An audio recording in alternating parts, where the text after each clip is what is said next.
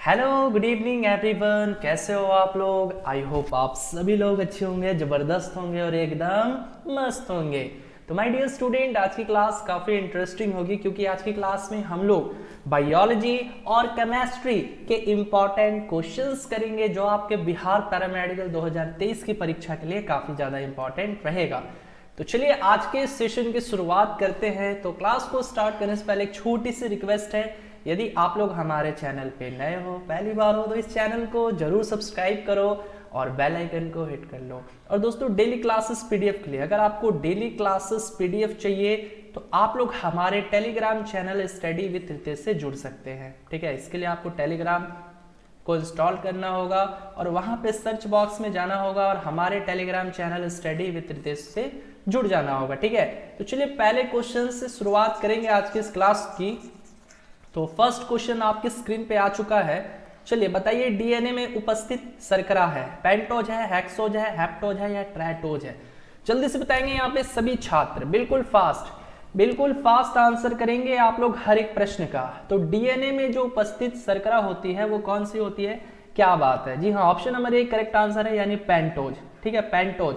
तो याद रखना है डीएनए में मौजूद शक्कर पेंटोज शक्कर है। ठीक है, डीएनए में जो मौजूद शक्कर होती है वो पेंटोज शक्कर होती है और एक पेंटोज शक्कर में 5 कार्बन होते हैं। ठीक है, हाँ, एक पेंटोज शक्कर में, अगर मैं पूछूं कि एक पेंटोज शक्कर में कितने कार्बन होते हैं तो आपको याद रखना है एक पेंटोज, जी हाँ, एक पेंटोज शक्कर में जो है 5 कार्बन होते हैं सर, 5 कार्बन होते हैं। ठीक है, चलिए 5 कार्बन होते हैं, याद रखना है, काफी इंपॉर्टेंट। हाँ, 5 कार्बन होते हैं।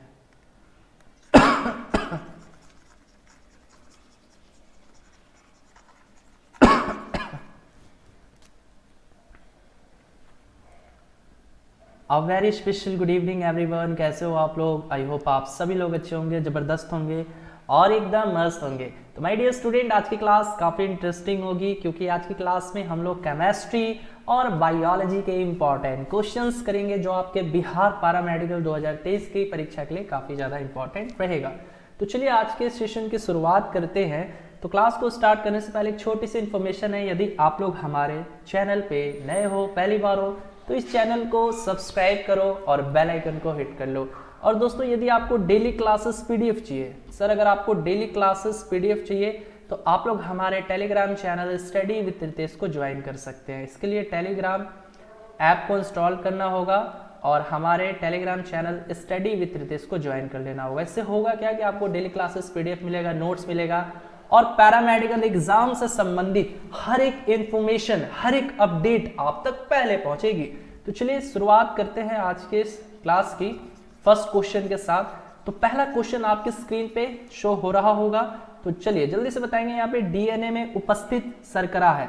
तो डीएनए में जो उपस्थित शर्करा होती है वो कौन सी होती है? पेंटोज होती है, हेक्सोज होती है, हेप्टोज होती है या ट्राइटोज होती है? जल्दी से बताएंगे, यहाँ पे सभी छात्र बताएंगे। यहाँ पे डीएनए में, जी हाँ, क्या बात है, डीएनए में उपस्थित जो शर्करा मौजूद होती है वो कौन सी होती है? तो वो पेंटोज होती है। ऑप्शन नंबर 1 करेक्ट आंसर हो जाएगा। ठीक है, तो डीएनए में मौजूद शक्कर पेंटोज शक्कर है। ठीक है, डीएनए में जो मौजूद शक्कर है वो कौन सी शक्कर होती है? पेंटोज शक्कर होती है।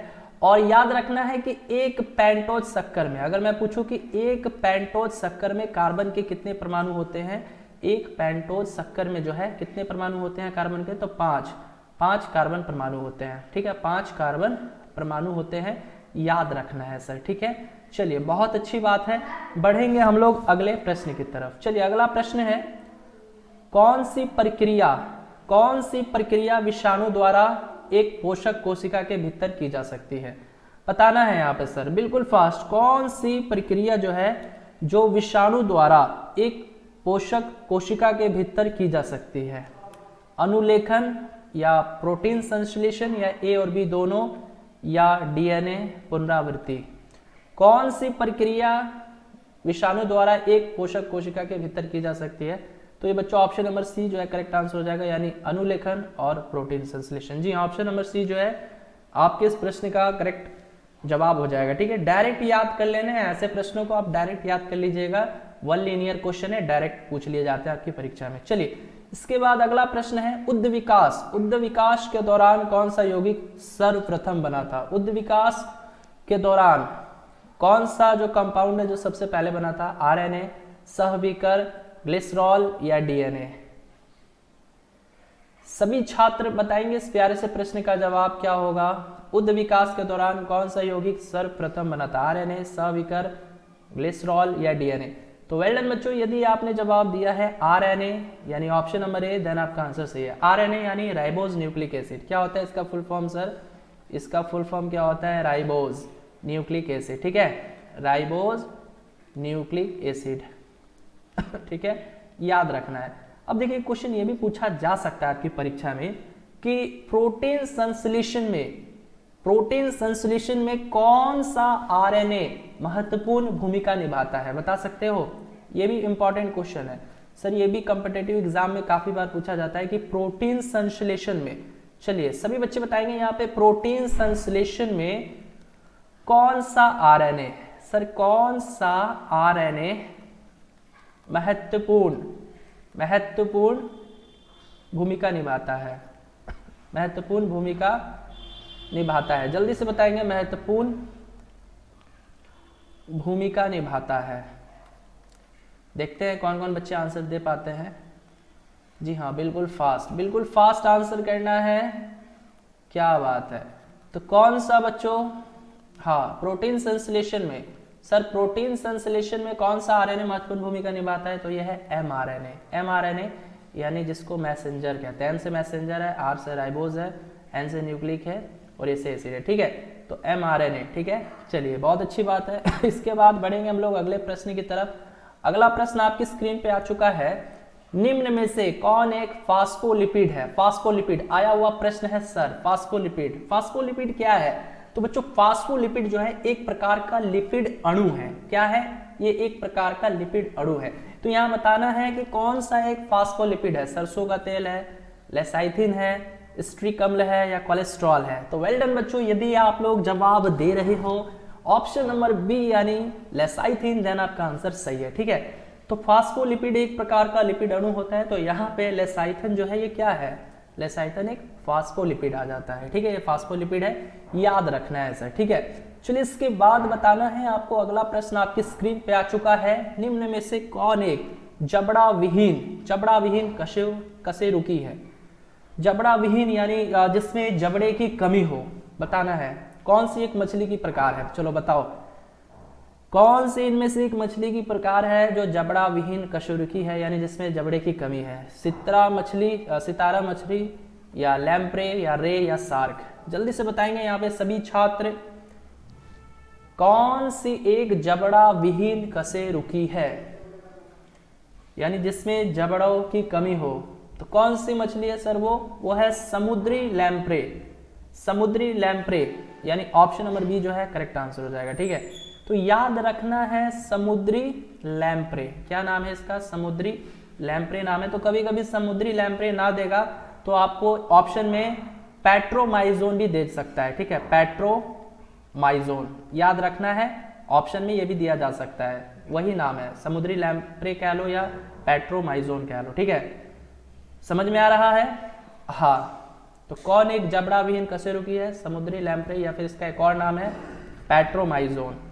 ठीक है सर, चलिए बहुत अच्छी बात है बच्चों, बहुत अच्छी बात है। वीडियो को लाइक करते रहिए। चलिए अगला प्रश्न आ चुका है आपकी स्क्रीन पे। बताना है सर हमारे शरीर में रक्त वाहिनियों की कुल संख्या है लगभग कितनी है? हमारे शरीर में जो रक्त वाहिनियों है उसकी कुल लंबाई कितनी है? सॉरी, संख्या नहीं, यहाँ पे रक्त वाहिनियों की कुल लंबाई पूछ रहा है। 96,000 किलोमीटर या 960 किलोमीटर या 9600 किलोमीटर या 96 किलोमीटर? जल्दी से बताएंगे हमारे शरीर में रक्त वाहिनियों की कुल लंबाई कितनी है? चलिए बहुत अच्छी बात है बच्चों, ऑप्शन नंबर ए की तरफ काफी बच्चे जा रहे हैं। तो आपको बता दें option number A correct answer हो जाएगा, यानी हमारे शरीर में रक्त वाहिनियों की कुल जो लंबाई है वो कितना है? 96,000 किलोमीटर है। ठीक है, option number A correct answer हो जाएगा। अच्छा, यदि मैं आपसे ये पूछूं कि हमारे शरीर में रक्तवाहिकाओं की संख्या कितनी है? रक्तवाहिकाओं की संख्या जल्दी से बताओ तो रक्तवाहिकाओं की संख्या ये कितनी है सर? रक्तवाहिकाओं की संख्या ये कितनी है? तो ये 3 है, याद रखना है। तो हमारे शरीर में रक्तवाहिकाओं की संख्या कितनी है? 3 है, लेकिन रक्तवाहिनियों की लंबाई कितनी है? 96,000 किलोमीटर है। ठीक है सर, चलिए बढ़े अगले क्वेश्चंस की तरफ। चलो बहुत अच्छी बात है, अगले प्रश्न की तरफ आते हैं। सर अगला प्रश्न है, निम्न में से यह एक आंत्र जीवाणु नहीं है। आंत्र जीवाणु के बारे में बताना है कि कौन सा एक आंत्र जीवाणु नहीं है। सभी छात्र बताएंगे कौन सा एक आंत्र जीवाणु नहीं है। तो स्यूडोमोनास शिपेशिया या विब्रियो कोलेरे या साल्मोनेला टाइफोसा या ई कोलाई। चलिए सभी छात्र बताएंगे इस प्यारे से प्रश्न का जवाब क्या होगा। तो कौन सा एक आंत्र जीवाणु नहीं है? तो जी हाँ, ऑप्शन नंबर बी की तरफ काफी बच्चे जा रहे हैं। जी हाँ, बी करेक्ट आंसर हो जाएगा, यानी विब्रियो कोलेरे ये एक आंत्र जीवाणु नहीं है। बाकी सभी के सभी क्या है? आंत्र जीवाणु के उदाहरण है।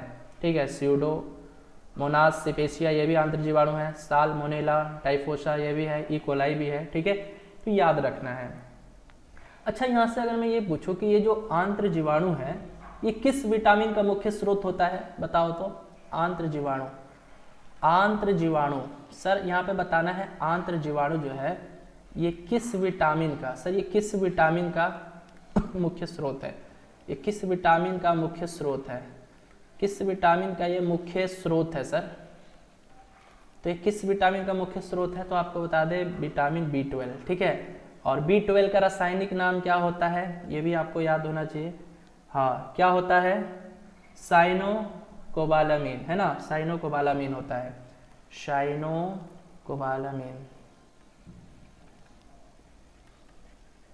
ठीक है, याद रखना है, काफी इंपॉर्टेंट है। ठीक है, चलिए इसके बाद जो है बढ़ेंगे हम लोग अगले प्रश्न की तरफ। सर अगला प्रश्न है, खमीर है। खमीर क्या है? बैसिडोमाइसिटीज है या जाइगोमाइसिटीज है या कवक मूल है या एस्कोमाइसिटीज है? जल्दी से बताएंगे यहाँ पे खमीर क्या है। बच्चों खमीर को विज्ञान की भाषा में कवक भी कहा जाता है, तो ये क्या है? तो वेल डन बच्चों, क्या है ये है एस्कोमाइसिटीज। एस्कोमाइसिटीज के नाम से भी जानते हो। ऑप्शन नंबर डी जो है आपके इस प्रश्न का करेक्ट आंसर हो जाएगा। चलिए इसके साथ अगले प्रश्न की तरफ आते हैं। अगला प्रश्न है, निम्न में से कौन बीज नहीं बनाता है? कौन बीज नहीं बनाएगा? चीड़ या ड्राइप्ट्रेस? ड्राइप्ट्रेस है, ड्राइप्ट्रेस। ठीक है, यूकैलिप्टस या शंकुधारी वृक्ष? सभी छात्र बताएंगे यहाँ पे, बिल्कुल फास्ट बिल्कुल फास्ट आंसर करना है सबको। सभी छात्र आंसर करेंगे इस प्यारे से प्रश्न का, कौन सा बीज नहीं बनाएगा? चीड़ या ड्राइप्टेरिस या यूकैलिप्टस या शंकुधारी वृक्ष? तो वेल डन बच्चों, यदि आप जवाब दे रहे हो ऑप्शन नंबर क्या बच्चे? ऑप्शन नंबर बी बता रहे हैं। जी हाँ, option number B correct answer हो जाएगा, यानी Dryopteris. Option number B is the right answer. ठीक है, चलिए बहुत अच्छी बात है। बढ़ेंगे हम लोग अगले प्रश्न की तरफ। सर अगला प्रश्न है, निम्न में से कौन सा एक मार्सुपियल जानवर है? मार्सुपियल का मतलब समझते हो सर?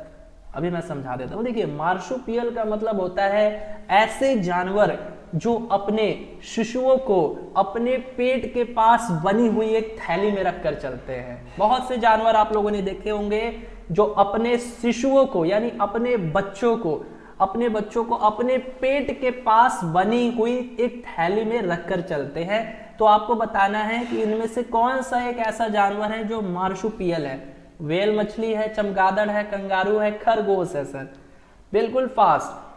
बिल्कुल फास्ट आंसर करेंगे यहाँ पे आप सभी छात्र, कौन सा एक मार्सुपियल है। तो वेल डन बच्चों, यदि आप लोग जवाब दे रहे हो ऑप्शन नंबर सी यानी कंगारू, देन आपका आंसर सही है। तो देखो बच्चों, कौन कौन से जानवर हो जाएंगे? जैसे कंगारू हो जाएगा आपका, ठीक है, उसके बाद जो है बॉम्बेटस हो जाएगा, ये भी एक जानवर है बॉम्बेटस, ठीक है। और फिर इसके बाद कोआला हो जाएगा, ठीक है। और फिर इसके बाद बैंडीकूट हो जाएगा, बैंडीकूट, ठीक है। तो याद रखना है, ठीक है। कंगारू हो जाएगा, बॉम्बेटस हो जाएगा, कोआला हो जाएगा, बैंडीकूट हो जाएगा। तो ये सभी के सभी जो है मार्सुपियल जानवर हो जाते हैं। चलिए एक प्रश्न और मैं आपसे पूछना चाहता हूँ, कौन सा देश है जो मार्सुपियल जानवरों के लिए जाना जाता है? चलिए ये भी बता दीजिए सर, यहाँ पे कौन सा ऐसा देश है, कौन सा ऐसा देश है, कौन सा ऐसा देश है, कौन सा ऐसा देश है जो मार्सुपियल जानवरों के लिए जाना जाता है, जो मार्सुपियल है ना सर, जो मार्सुपियल जानवरों के लिए जाना जाता है, जानवरों के लिए जाना जाता है। चलिए सभी छात्र बताएंगे कौन सा देश है। तो वेल डन बच्चों, ये है ऑस्ट्रेलिया।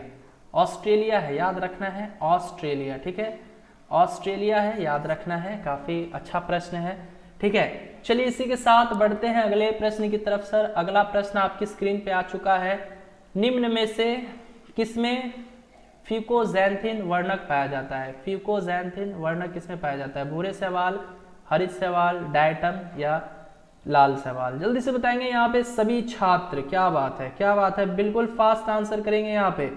सर बिल्कुल फास्ट आंसर करना है आप सभी को, सभी छात्र आंसर करेंगे। देख रहा हूं मैं कौन कौन से बच्चे पहले जवाब बता पाते हैं इस प्रश्न का। जी हाँ, फ्यूकोजैंथिन वर्णक जो है ये किस में पाया जाता है, किस प्रकार के शैवाल में? देखो ये तो करेक्ट है कि शैवाल में ही पाया जाएगा, लेकिन ये किस प्रकार के शैवाल में, यानी किस प्रकार के एल्गी में?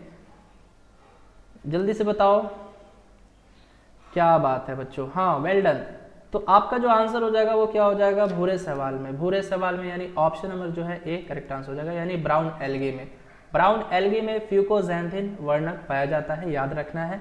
चलिए इसी के साथ बढ़ेंगे अगले प्रश्न की तरफ। आपको बताना है अगला प्रश्न है, निम्न में से कौन ऊष्मा तथा विद्युत का सर्वश्रेष्ठ चालक है? यानी हीट का भी और इलेक्ट्रिसिटी का भी सबसे अच्छा चालक है। आयरन हो जाएगा, एल्युमिनियम हो जाएगा, या सिल्वर हो जाएगा, या कॉपर हो जाएगा? जल्दी से बताओ, जल्दी से बताएंगे हमारे सभी छात्र। जी हाँ, क्या बात है, बिल्कुल फास्ट। यानी the good conductor of heat and electricity is that, बताओ। तो वेल डन बच्चों, यहाँ पे सिल्वर, सिल्वर यानी एजी बच्चे बता रहे हैं। वेल डन, एजी, एजी करेक्ट आंसर हो जाएगा, है ना, यानी सिल्वर। ऑप्शन नंबर सी जो है करेक्ट आंसर हो जाएगा, यानी ऊष्मा और विद्युत का सर्वश्रेष्ठ चालक कौन है? एजी है, यानी सिल्वर है। अगर मैं पूछूं खराब चालक, अगर मैं पूछूं ऊष्मा और विद्युत, ऊष्मा नहीं विद्युत का बताओ पहले, विद्युत का, या चलो ऊष्मा और विद्युत दोनों का बता दो। ऊष्मा और विद्युत का खराब चालक, खराब चालक कौन सा हो जाएगा सर? तो ये हो जाएगा आपका लेड, यानी पीबी, जिसको सीसा कहते हैं, सीसा, ठीक है, ये करेक्ट आंसर हो जाएगा, ठीक है। चलिए इसके बाद बताना है आपको, निम्न में से कौन तनु HCl के साथ अभिक्रिया नहीं करता? यानी हाइड्रोजन क्लोराइड के साथ, हाइड्रोजन क्लोराइड के साथ कौन अभिक्रिया नहीं करेगा? जिंक, कॉपर, आयरन या मैग्नीशियम? ये तो बहुत बच्चों वाला क्वेश्चन है सर, जल्दी से बता दो क्या होगा आंसर, क्या होगा आंसर इस प्रश्न का? यहाँ पे कौन है, निम्न में से कौन तनु HCl के साथ अभिक्रिया नहीं करेगा, किसी भी कीमत पे नहीं करेगा? जल्दी से बताओ, बिल्कुल फास्ट। देखो मैं जो है ना रासायनिक अभिक्रिया यानी केमिकल रिएक्शंस पे एक वीडियो बनाऊंगा, क्योंकि केमिकल रिएक्शन से काफी ज्यादा क्वेश्चंस पूछ लिए जाते हैं, ठीक है। अभी आगे और भी क्वेश्चंस मिलेंगे आपको, ठीक है सर, अभी आगे और भी क्वेश्चंस मिलेंगे, तो इस पर एक सेपरेट वीडियो आएगा जो आपके एग्जाम में काफी ज्यादा मददगार साबित होगा, ठीक है। तो अभी फिलहाल बताओ यहाँ पे क्या होगा आंसर? तो वेल डन बच्चों, यहाँ पे कॉपर जो है करेक्ट आंसर हो जाएगा, ठीक है। तो कॉपर जो है ये तनु HCl के साथ कभी अभिक्रिया नहीं करेगा, लेकिन बाकी बात करेंगे जिंक की, है ना, आयरन की, मैग्नीशियम की, तो ये सभी के सभी रिएक्शन कर लेते हैं HCl के साथ, ठीक है, लेकिन यहाँ पे कॉपर नहीं करता कभी भी, ठीक है। चलिए इसके बाद अगले प्रश्न की तरफ आते हैं। चलिए अगला प्रश्न आपकी स्क्रीन पे आ चुका है बच्चों, ध्यान से हर क्वेश्चंस को पढ़ना है। एक वस्तु को दो समतल दर्पणों के बीच रखा जाता है, जबकि समतल दर्पण एक दूसरे से 90 डिग्री कोण पर स्थित है, तो बनने वाले प्रतिबिंबों की संख्या क्या है? प्रतिबिंबों की संख्या क्या है? प्रतिबंधों नहीं है, यहाँ पे नंबर ऑफ इमेजेस है, यानी प्रतिबिंबों की संख्या क्या है? चलिए जल्दी से बताएंगे इस प्रश्न का जवाब क्या होगा? 3 होगा, 4 होगा, 5 होगा या 2 होगा? तो देखो बच्चों, बनने वाले प्रतिबिंबों की संख्या ज्ञात करनी है ना, तो इसका एक ट्रिक है, फॉर्मूला है, वो क्या है? n बराबर 360 डिग्री अपॉन में थीटा माइनस में 1 हो जाएगा। तो n बराबर 360 डिग्री, ठीक है, और अपॉन में थीटा, थीटा कितना है? देखो थीटा कितना दे रखा है? 90 डिग्री दे रखा है आपको, 90 डिग्री, तो यहाँ पे 90 डिग्री पुट कर देना है, माइनस में 1, तो n बराबर कितना हो जाएगा, देखो तो 0 से 0 कैंसिल हो जाएगा, थीटा से थीटा चला जाएगा, और 36 को काटो 9 के टेबल से 4 टाइम्स में चला जाएगा, तो 4 - 1 जो कितना आ गया, 3 आ गया। तो यहाँ पे बनने वाले प्रतिबिंबों की संख्या क्या है, 3 है। ठीक है, तो जब एक वस्तु जो है दो समतलों दर्पणों के बीच रखा जाता है और 90 डिग्री एंगल पे रखा जाता है, तो उसके बीच जो है बनने वाले प्रतिबिंबों की संख्या क्या होगी, 3 होगी। ठीक है, चलिए इसी के साथ बढ़ेंगे अगले प्रश्न की तरफ। अगला प्रश्न है, निर्वात में ऊष्मा विकिरण की चाल है कितनी है, 1120 मीटर पर सेकेंड है, या फिर 1,86,000 मीटर पर सेकेंड है, या 3 × 10⁸ मीटर पर सेकेंड है। ठीक है, या फिर 1120 फीट सेकेंड है। तो ये क्या है, 3 × 10⁸ मीटर पर सेकेंड। तो जल्दी से बताना है आंसर क्या होगा। निर्वात में ऊष्मा विकिरण की चाल कितनी होती है, निर्वात में ऊष्मा विकिरण की जो चाल होती है वो कितनी होती है। तो बच्चों निर्वात में ऊष्मा विकिरण की चाल भी उतनी होगी जितनी निर्वात में प्रकाश की चाल होती है। तो निर्वात में प्रकाश की चाल कितनी होती है, 3 × 10⁸ मीटर पर सेकेंड होती है ना, तो वही चाल, यस सर, वही चाल जो है ऊष्मा विकिरण की भी होगी। ठीक है, तो ऑप्शन नंबर जो है आपको बता दें, सी आपके इस प्रश्न का राइट आंसर हो जाएगा। ठीक है सर, ऑप्शन नंबर सी जो है सही जवाब हो जाएगा आपके इस प्यारे से प्रश्न का। चलिए इसके बाद जो है अगला प्रश्न आ चुका है आपकी स्क्रीन पे। आपको बताना है यहाँ पे प्रतिध्वनि इसके कारण सुनाई देती है। आपको बताना है ये जो प्रतिध्वनि है ये किसके कारण सुनाई देती है, ध्वनि तरंगों के परावर्तन के कारण, या ध्वनि तरंगों के अपवर्तन के कारण, या अनुनाद के कारण, या ध्वनि तरंगों का व्यतिकरण के कारण। प्रतिध्वनि जिसको हम लोग इको कहते हैं, किसके कारण सुनाई देती है, ध्वनि तरंगों के परावर्तन के कारण, या ध्वनि तरंगों के अपवर्तन के कारण, या अनुनाद के कारण, या ध्वनि तरंगों के व्यतिकरण के कारण। तो वेल डन बच्चों, यदि आप लोग बता रहे हो ध्वनि तरंगों का परावर्तन यानी ऑप्शन नंबर ए बता रहे हो, देन आपका आंसर सही है। तो प्रतिध्वनि जो है किसके कारण सुनाई देती है, तो ये ध्वनि तरंगों के परावर्तन के कारण सुनाई देती है। देखिए ध्वनि से रिलेटेड काफी क्वेश्चंस पूछे जा चुके हैं आपकी परीक्षा में। ठीक है, तो फिलहाल इस प्रश्न का आंसर ऑप्शन नंबर ए होगा। अब देखिए ध्वनि से रिलेटेड क्या कुछ क्वेश्चन पूछा गया है आपकी परीक्षा में। तो पहला प्रश्न ये था सर, आपको बताना था यहाँ पे कि ध्वनि जो है किस माध्यम में यात्रा नहीं करती है। कई बार मैं बता चुका हूँ, ध्वनि जो है किस माध्यम में यात्रा नहीं करती, किस माध्यम में यात्रा नहीं करती सर, जल्दी से बता दो। तो जी हाँ, किस माध्यम में यात्रा नहीं करती, निर्वात में। ठीक है, यानी इन वैक्यूम, निर्वात वाली जगह जो है साउंड ट्रेवल नहीं करती। ठीक है, तो एक तो ये हो गया। और पूछा था इसके बाद ये भी पूछा था सर आपकी परीक्षा में कि ध्वनि जो है सबसे ज़्यादा किस में यात्रा करती है, किस माध्यम में। ध्वनि जो है किस माध्यम में तेजी गति करती है, किस माध्यम में तेज गति करती है। तो ये भी आपको हम बता दें किस माध्यम में तेज गति करती है ध्वनि, किस माध्यम में सबसे तेज गति